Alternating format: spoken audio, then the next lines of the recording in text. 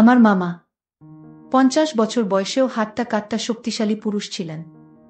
বয়স 50 বছর, কিন্তু তিনি এখনও যুবক পুরুষের মতো শরীর স্বাস্থ্যের অধিকারী ছিলেন। তিনি মামিকে খুব ভালোবাসতেন আর সব সময় মামিকে হাসি খুশি রাখতেন।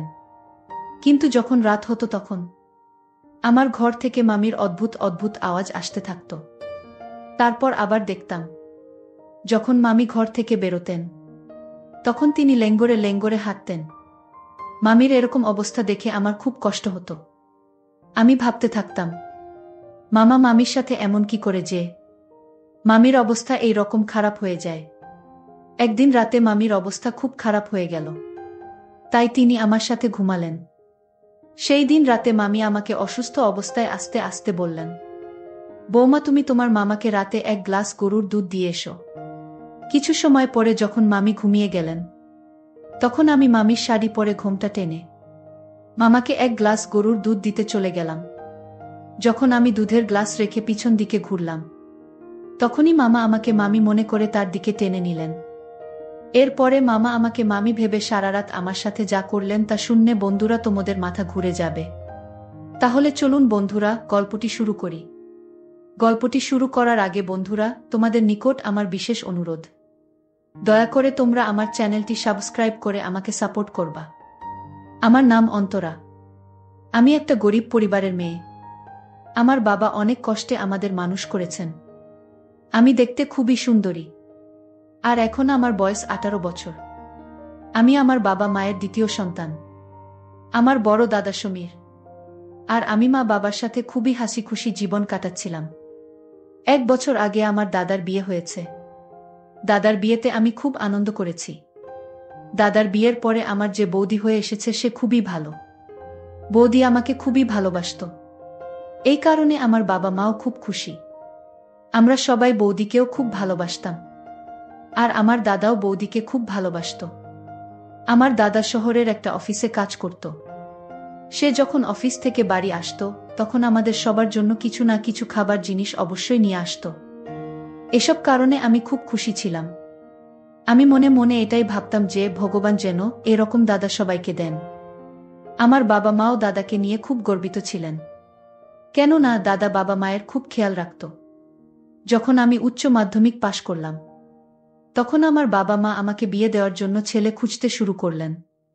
কিছুদিন এদিক সেদিক খোঁজ নেওয়ার পরেই একটা ভালো ছেলের খবর আমার বাবা জানতে পারেন। বাবা যখন সেই ছেলের সম্বন্ধে খোঁজখবর নিলেন তখন তিনি জানতে পারলেন যে ছেলে খুবই ভালো। ছেলের নাম উত্তম কুমার, কিন্তু ওর বাবা মা জীবিত নেই। ওর মামা মামি ওকে নিজের ছেলের মতো করে মানুষ করেছেন। ছেলে খুবই ভদ্র আর ওর কোনো বদ অভ্যাস নেই। আমি যখন আমার বিয়ের কথা শুনলাম তখন আমার মনে বিভিন্ন রকমের স্বপ্ন আসতে লাগলো।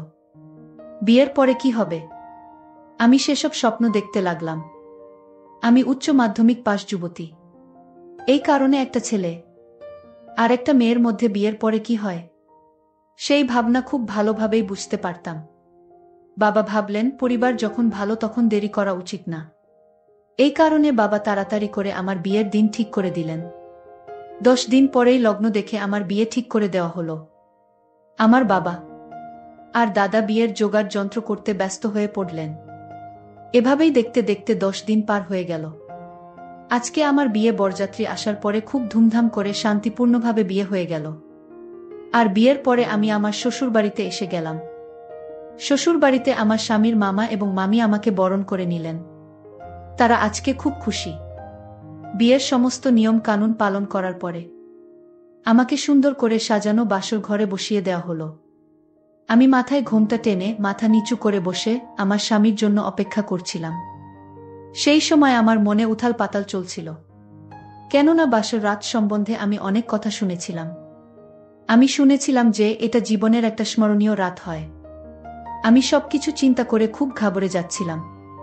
কিছু সময় পরেই আমার স্বামী উত্তম কুমার ঘরের মধ্যে এলো। ও এসে ঘরের দরজা ভেতর থেকে বন্ধ করে দিল। তারপর আস্তে আস্তে আমার পাশে এসে বসে পড়ল। এরপরেই বলতে লাগলো, অন্তরা, আমি খুব খুশি যে আমি তোমার মতো সুন্দরী একজন জীবনসঙ্গী পেয়েছি। তুমি জানো অন্তরা, আমি যখন 10 বছরের ছিলাম তখন আমার বাবা মায়ের অ্যাক্সিডেন্টে মৃত্যু হয়ে যায়। তখন থেকেই আমার মামা এবং মামি আমাকে নিজের সন্তানের মতো মানুষ করেছেন, আমাকে পড়াশোনা করিয়েছেন।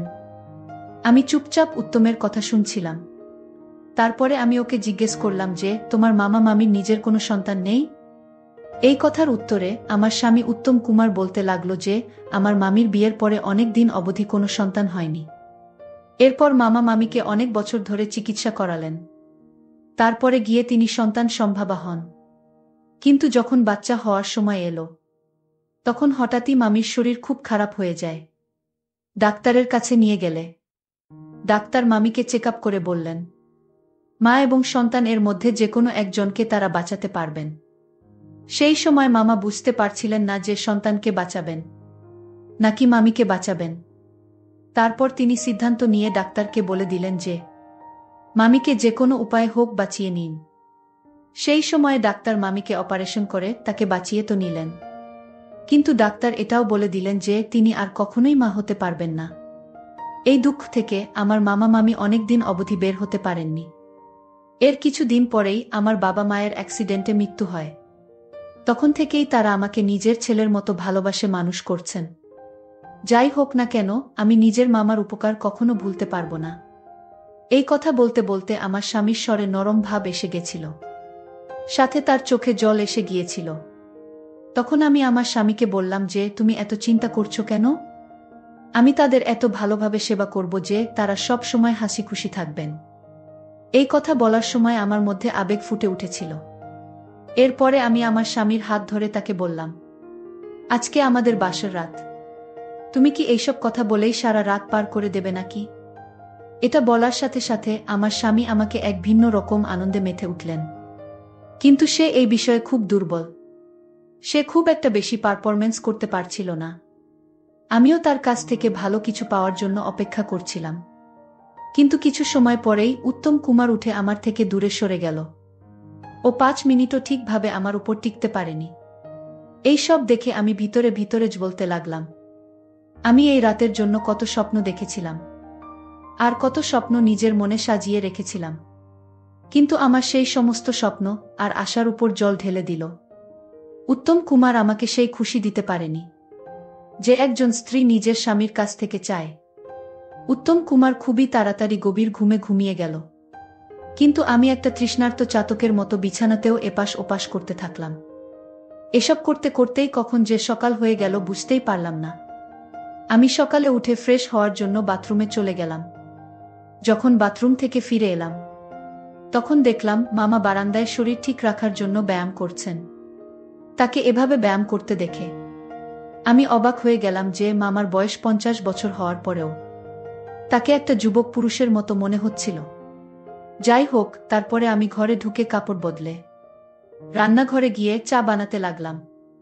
কিছু সময় পরে যখন আমি চা বানিয়ে মামাকে দিতে এলাম, তখন মামা আমাকে জিজ্ঞেস করতে লাগলেন যে, বৌমা, তোমার মামি কোথায় গেছে? তাকে তো কোথাও দেখতে পাচ্ছি না। মামার এই প্রশ্নের উত্তরে আমি তাকে বললাম, তিনি রান্নাঘরেই আছেন, আর কিছু কাজ করছেন। কয়েকদিন থেকে আমি লক্ষ্য করে দেখেছি যে মামি যখনই কোথাও যান না কেন, মামা তার পিছনে পিছনে সেখানে পৌঁছে যেতেন, আর মামির সাথে অদ্ভুত খুনসুটি করতে থাকেন। মামি মামাকে বলতেন, আরে এখন তো একটু লজ্জা করো, বাড়িতে নতুন বৌমা এসেছে, যদি সে সব দেখে নেয় তাহলে কি ভাববে বলো তো? তখন মামা বলতে লাগলেন যে, কি আর ভাববে, সমস্ত স্বামী নিজের স্ত্রীর সাথে এই সব করে, বুঝেছ? মামা মামির এই ধরনের কথা শুনে আমার খুবই লজ্জা অনুভব হতো। আমি মনে মনে ভাবতে থাকতাম যে যদি উত্তম কুমার মামার মতো হতো তাহলে খুব ভালো হতো। এভাবেই দেখতে দেখতে 7 দিন পার হয়ে গেল। এরপর এক রাতে যখন আমি বাথরুমে যাচ্ছিলাম, তখন মামার ঘর থেকে মামির অদ্ভুত অদ্ভুত আওয়াজ শুনতে পেলাম। এরকম আওয়াজ শুনে আমি আমার নিজের উপরে কাবু রাখতে পারছিলাম না। তাই তাদের জানলার কাছে গিয়ে উকি মেরে ভেতরের দৃশ্যটা দেখার চেষ্টা করলাম। ঘরের হালকা আলোতে আমি এমন কিছু দেখলাম যেটা দেখার পরে আমার নিজের উপর কন্ট্রোল করতে পারা খুব মুশকিল হয়ে গিয়েছিল। আমি কোনো রকম ভাবে নিজের উপর কন্ট্রোল করে সেখান থেকে নিজের ঘরের মধ্যে চলে এলাম। ঘরে এসে আমি উত্তম কুমারকে উৎসাহিত করতে লাগলাম, কিন্তু ও এত গভীর ঘুমে ছিল যে ওর কোনো কিছুর অনুভবই হচ্ছিল না। তাই বাধ্য হয়ে আমি কোনো রকমভাবে বিছানায় এপাশ ওপাশ করতে করতে ঘুমিয়ে গেলাম। যখন সকাল হলো তখন আমার স্বামী নিজের কাজে যাওয়ার জন্য রেডি হচ্ছিল। আসলে ওর ছুটি শেষ হয়ে গিয়েছিল। আমার স্বামী উত্তম কুমার শহরে বাড়ি ভাড়া নিয়ে সেখানেই থেকে নিজের চাকরি করত। তাই 1 মাস পরপরই বাড়িতে আসতে পারত। আমি রান্নাঘরে গিয়ে ওর জন্য নাস্তা বানালাম। তারপরে ওকে নাস্তা খেতে দিলাম। ও নাস্তা খাওয়ার পর মুখ ধুয়ে শহরের উদ্দেশ্যে বেরিয়ে পড়লেন।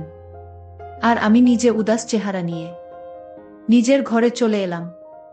কিন্তু সারাদিন আমার মাথার মধ্যে রাতের সেই দৃশ্য ভাসতে লাগল। এখন আমি মনে মনে ভাবতে লাগলাম যে মামি কতটা সৌভাগ্যবতী, যাকে মামা এখনো এতটা ভালোবাসে। আর অন্যদিকে আমার স্বামী, যার ভালোবাসা পাওয়ার জন্য আমি ছটফট করি। জানি না কেন ও এখন অবধি আমাকে একবারও সন্তুষ্ট করতে পারেনি। এইভাবেই আমার দিন কাটতে লাগল। সকালবেলা যখন মামি ঘুম থেকে উঠতেন, তার মুখ থেকে শুধু এই কথাটাই বের হতো যে জানি না আমাকে কবে ছাড়বে। সারাদিন তো জমিতে কাজ করে থাকে, তারপরও রাতের বেলাও আমাকে ছাড়ে না। জানি না ও কোনো দিন ক্লান্ত হবে কিনা। আর এদিকে কাজ করার ফলে বিশেষ স্থানে আমি অনেক ব্যথা অনুভব করছি।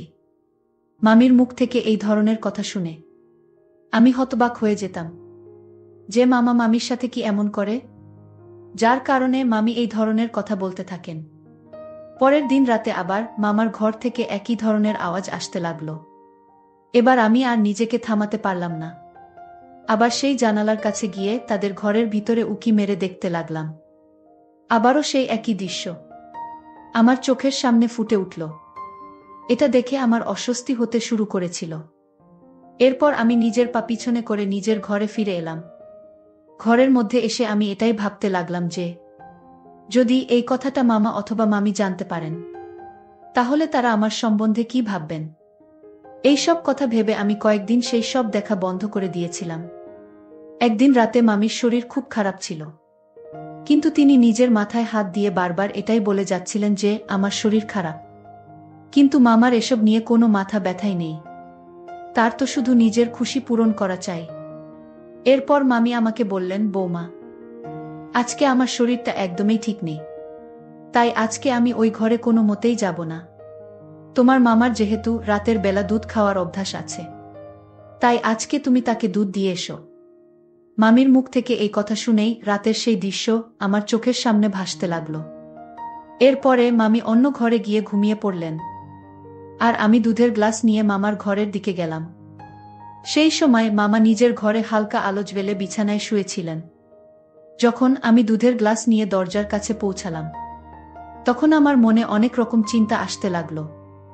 তাই আমি নিজের শাড়ির আঁচল মাথার উপর দিয়ে বড় করে ঘোমটা টেনে নিলাম, কেননা মামিও সব সময় এই রকম ঘোমটা টেনে রাখতেন। সেই সময় আমি নিজের চেহারা পুরো মামির মতো করে নিয়ে ঘরের মধ্যে চলে এলাম। ভিতরের দৃশ্য খুবই ভয়ানক ছিল।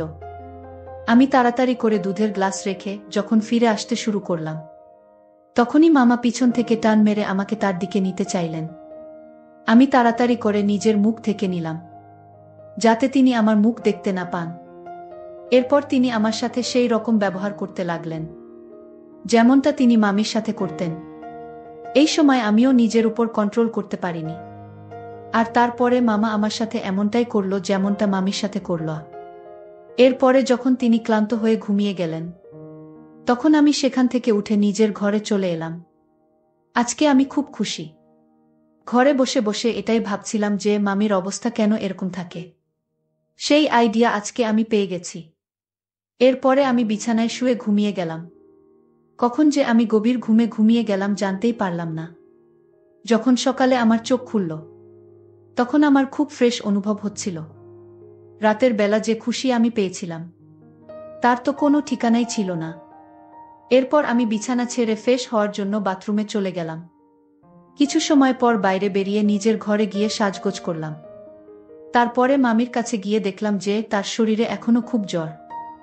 আমি কাপড় দিয়ে যখন তার কপাল মুছতে লাগলাম, তখনই মামা এখানে এসে গেলেন আর জিজ্ঞেস করতে লাগলেন যে, বৌমা, এখন তোমার মামির শরীর কেমন আছে? আমি তার প্রশ্নের উত্তরে বললাম, এখন সব ঠিক আছে, জ্বর কিছুটা কমেছে। কথা বলতে বলতেই সেই সময় আমি অনুভব করলাম যে মামা আমাকে গভীরভাবে দেখতে চাচ্ছিলেন। এর আগে তিনি কখনোই এরকম গভীরভাবে আমার দিকে তাকিয়ে দেখেননি। এখন আমার মনে হতে লাগলো যে তিনি রাতের ব্যাপারটা জানতে পেরে যাননি তো, যে মামির জায়গায় আমি ছিলাম। এই সব কিছু চিন্তা করে আমি একদমই ঘাবড়ে গিয়েছিলাম। আমার মনে হতে লাগলো যে এই কথাটা যদি মামি জানতে পেরে যায়, তাহলে না জানি তিনি আমার ব্যাপারে কি ভাবেন। সারাদিন পার হয়ে যখন রাত হলো, তখন আবার আমাকে মামি বলতে লাগলেন যে বৌমা, আজকেও আমার শরীর পুরো ঠিক হয়নি, আর যতক্ষণ অবধি না আমার শরীর পুরো ঠিক হচ্ছে, ততদিন অবধি আমি তোমার মামার কাছে যাব না। যদি আমি এই অবস্থায় তোমার মামার কাছে যাই, তাহলে আমার শরীর আরো বেশি খারাপ হয়ে যাবে। এই কারণে তুমি তোমার মামাকে এত গ্লাস গরুর দুধ দিয়ে এসো, না হলে তোমার মামা আমাকে খুঁজতে খুঁজতে এখানে অবধি এসে আসবে। মামির এই কথা শুনে তো আমার যেন খুশির ঠিকানা রইল না। আমি আবারও ভাবতে লাগলাম যে আজকে মামা আমার সাথে কি করবে। রাতের বেলা যখন মামি ঘুমিয়ে পড়লেন, তখন আমি আবারও দুধের গ্লাস নিয়ে মামার ঘরের মধ্যে চলে গেলাম। আমি যখনই দুধের গ্লাস রেখে পিছন দিকে ফিরলাম, তখন মামা আবারও আমার সাথে এক ভিন্ন রকম আচরণ করতে শুরু করলেন, আর বলতে লাগলেন যে কি হলো বৌমা, এভাবে চলে যাচ্ছ কেন? মামার মুখ থেকে এই কথা শুনে তো আমি একদমই ঘাবড়ে গেলাম। আমি ভাবলাম যে হয়তো এখন আমার সাথে অসম্ভব কিছু হতে যাচ্ছে। কিন্তু মামা বলতে লাগলেন, আমি জানি যে কালকে রাতে তোমার মামির জায়গায় তুমি ছিলে। তখন আমি মামাকে বললাম যে যদি আপনি জানতেন যে আমি ছিলাম, তাহলে আমাকে কিছু বলেননি কেন? এ কথার উত্তরে মামা বলতে লাগলেন যে বৌমা, আমি জানি যে তুমি উত্তমের সাথে খুশি নও, যদিও তুমি আমাকে এই কথা বলনি, কিন্তু তোমার কষ্টকে আমি খুব ভালোভাবে অনুভব করতে পারি। দেখো মা, তুমি এসব নিয়ে একদম চিন্তা করো না। আমি এমন ব্যবস্থা করে নিয়েছি যে তুমি তোমার কোনো সমস্যা হবে না। মামার মুখ থেকে এরকম কথা শুনে আমি চিন্তামুক্ত হয়ে গেলাম। কিন্তু আমার মনে এখনো কিছুটা ভয় ছিল যে যদি এই কথাটা আমার স্বামী উত্তম কুমার জানতে পেরে যায়, তাহলে আমার অবস্থা কি হবে। কিন্তু এই সময়ে আমি এই সব চিন্তা এক সাইডে রাখলাম, আর মামার সাথে আমি সব কিছু ভুলে আনন্দ করতে লাগলাম। আনন্দ করার পর মামা যখন ঘুমিয়ে গেলেন, তখন আমি নিজের ঘরের মধ্যে এসে শুয়ে পড়লাম। এখন তো এটা প্রতিদিন হতে লাগলো। আমিও খুব খুশি থাকতে লাগলাম, আর মামাও যেন প্রতি রাতে আমার অপেক্ষা করতে থাকে। এভাবেই 1 মাস পার হয়ে গেল। তারপর একদিন হঠাৎই আমার স্বামী উত্তম কুমার বাড়িতে চলে এলো। সেদিন আমি খুব খুশি ছিলাম। যখন রাত হলো, তখন সবাই খাবার খাওয়ার পরে নিজ নিজ ঘরে চলে গেল। আমিও আমার স্বামীর সাথে নিজের ঘরে চলে এসেছিলাম। সেই রাতে আমার অনুভব হলো উত্তম এখন আগের থেকে অনেক ভালো হয়েছে, কিন্তু ততটাও বেশি না। তারপরে ও ক্লান্ত হয়ে গভীর ঘুমে ঘুমিয়ে গেল। ওকে এভাবে গভীরভাবে ঘুমোতে দেখে আমার ভেতরে ভেতরে আগুন জ্বলতে লাগলো। তখন একবার ভাবলাম যে আমি মামার কাছে চলে যাই, কিন্তু উত্তম কুমার বাড়িতে আসার কারণে আমি কোনো রকমে নিজেই নিজেকে বুঝিয়ে শুনিয়ে ঘুমিয়ে গেলাম। যখন সকাল হলো, তখন উত্তম কুমার বলল আমি 15 দিনের জন্য শহরে যাচ্ছি। 15 দিন পরে অফিস থেকে ছুটি নিয়ে আবার ফিরে আসব। উত্তমের মুখ থেকে এই কথা শুনে তো আমি খুব খুশি হয়ে গেলাম। এরপরে আমি সারা দিন ধরে রাতের সেই ব্যাপারে ভাবতে লাগলাম। সেই দিন যেন পার হচ্ছিল না। অনেক কষ্টে যখন রাত হলো, মামি ঘুমিয়ে গেলেন, তখন আমি আবারও মামার ঘরের মধ্যে চলে গেলাম। সেই রাতে আমি গিয়ে দেখলাম যে মামা খুব অধীর আগ্রহে অপেক্ষা করছিলেন। এরপর আমার যাওয়ার সাথে সাথে তিনি শুরু করে দিলেন। সেই রাতে আমি পুরোদমে সন্তুষ্ট হয়ে গিয়েছিলাম, আর আমি খুব বেশি খুশি হচ্ছিলাম। এভাবেই আমার দিন কাটতে লাগলো। 15 দিন পরে যখন আমি বাড়ির কাজে ব্যস্ত ছিলাম, তখন আমার স্বামী উত্তম কুমার বাড়িতে ফিরে এলো। ওকে দেখে আমার মন খারাপ হয়ে গেল। তাই আমি ওকে জিজ্ঞেস করতে লাগলাম যে কি হলো, তুমি এত তাড়াতাড়ি ফিরে এলে যে? ও আমার কাছে খুব খুশি হয়ে বলতে লাগলো যে অন্তরা, এখন থেকে আমি বাড়ি থেকেই আমার ডিউটি করব। কেননা আমি আর তোমাকে বেশি কষ্ট দিতে চাই না। ওর মুখ থেকে এই ধরনের কথা শুনে তো আমি খুব চিন্তায় পড়ে গেলাম যে উত্তম কুমার আমাকে এই ধরনের কথা বলছে কেন। এরপরে উত্তম কুমার আবার বলতে লাগল, অন্তরা, সত্যিই তুমি খুব ভালো একজন স্ত্রী। তুমি খুব ধৈর্যশীল। আমি খুব ভাগ্যবান যে তোমার মতো এত ভালো স্ত্রী পেয়েছি। কেননা যখন কোনো মেয়ে নিজের স্বামীর কাছ থেকে সন্তুষ্টি পায় না, তখন সে পর পুরুষের খোঁজ করতে থাকে।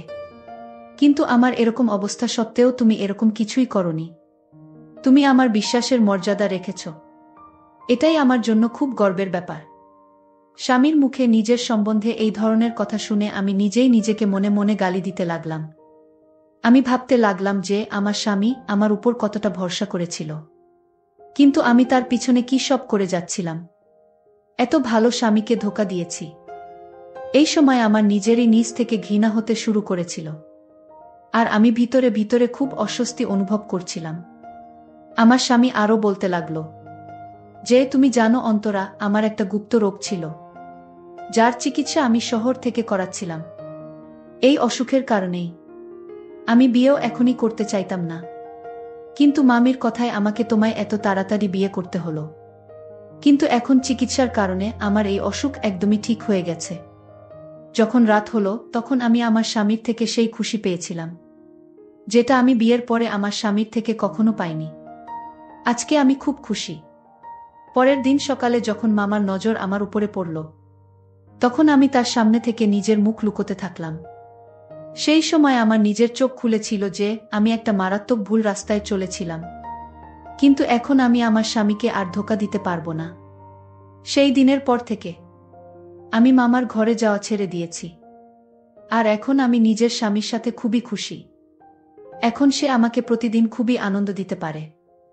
মামাও বুঝতে পেরেছিলেন যে এখন আমি অনুতাপের আগুনে জ্বলছি। আর কোথাও না কোথাও তিনিও নিজের ভুলের অনুভব করতে পেরেছিলেন। সেই দিনের পর থেকে মামাও আমার উপর খারাপ নজর দেওয়া বন্ধ করে দিয়েছেন। তিনি এখন একজন ভালো মানুষের মতো থাকতে শুরু করেছেন। পরিশেষে বন্ধুরা, আমি তোমাদেরকে বলতে চাই যে যখন কোনো পুরুষ বা মহিলা নিজের স্বামী বা স্ত্রীর থেকে সন্তুষ্টি পায় না, তখন সে খারাপ রাস্তায় চলতে শুরু করে দেয়। কিন্তু আমি আপনাদেরকে এইটুকুই বলতে চাই যে আপনারা প্রথমে এটা নিশ্চিত করুন যে কার সমস্যাটা নিয়ে আপনাদের উভয়ের মধ্যে আলোচনা করুন, চিকিৎসা করান। দেখবেন একটা না একটা সমাধান বের হয়ে যাবে। যদি আপনি এই সমস্যার সমাধান বের করে ফেলতে পারেন, তাহলে আপনার খারাপ রাস্তায় চলার দরকারই পড়বে না। কেননা এই রাস্তাতে হয়তো আপনি শুধুমাত্র কিছু সময়ের জন্য সন্তুষ্টি পাবেন, কিন্তু এর জন্য আপনাকে সারা জীবন পস্তাতে হবে। বন্ধুরা, আজকে এই পর্যন্তই। আবারও আসবো তোমাদের মধ্যে নতুন কোনো ভিডিও নিয়ে। ভিডিওটি যদি তোমাদের ভালো লাগে, তাহলে একটি লাইক দাও। আর তোমরা যদি এইরকম ধরনের ইন্টারেস্টিং ভিডিও পেতে চাও, তাহলে দয়া করে আমার চ্যানেলটি সাবস্ক্রাইব করো। পরিশেষে তোমাদের সকলের সুস্বাস্থ্য কামনা করি। ভিডিওটি দেখার জন্য তোমাদের সকলকে অসংখ্য ধন্যবাদ।